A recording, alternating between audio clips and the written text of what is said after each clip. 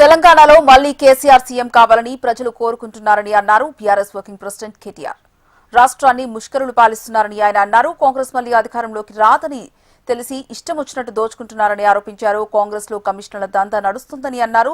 Hitler తనకు ఆదర్శమని రేవంత్ రాక్షసుడిలాగా వ్యవహరిస్తున్నారని మండిపడ్డారు. 6 గ్యారంటీల పేరుతో కాంగ్రెస్ అధికారంలోకి వచ్చిందని ఫైర్ అయ్యారు.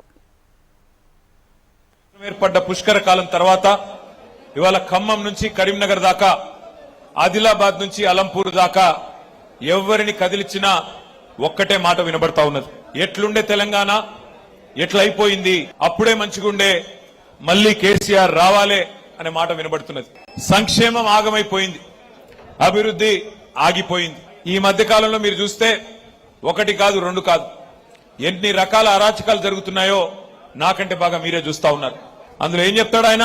Hitler is my inspiration, Hitler నాకు స్ఫూర్తి. ఆయన అంటాడు అందులో, ఐ డెమాలిష్డ్ లైక్ ఎనీథింగ్. ఇష్టం వచ్చినట్టు కూలగొట్టినా మేం చేసిన demolition compare with Iran, Israel. నేను ఇంగ్లీష్ లో చెప్పినా మళ్ళీ తెలుగులో చెప్తా. ఎవడన్నా బుద్ధిన్నోడు నాకు రావణాసురుడు, నరకాసురుడు స్ఫూర్తి అంటాడా? పుష్కర కాలం నీళ్లతో, నిధులతో, సంక్షేమ పథకాలతో, రైతు కన్నీరు లేకుండా పుష్కలంగా మరి పంటలతో విలసిల్లిన తెలంగాణ ఇవాళ ఈ ముష్కరుల పాలనలో ఇబ్బందుల పాలయ్యింది. వాస్తవమా కాదా మీరే ఆలోచన చేయండి. ఒకవైపు రాష్ట్ర ఆర్థిక వ్యవస్థ కుప్పగొల్లుతుంటే ఆర్థిక మంత్రి, డిప్యూటీ సీఎం గారి ఆదాయం, కమిషన్ల దందాలు మాత్రం జోరుగా జరుగుతా ఉన్నాయి. 3 మొనగాళ్లు కాదు, 3 మోసగాళ్ల నాయకత్వంలో ఖమ్మం జిల్లా ఈ రోజు దివాలా తీసే పరిస్థితి వచ్చింది.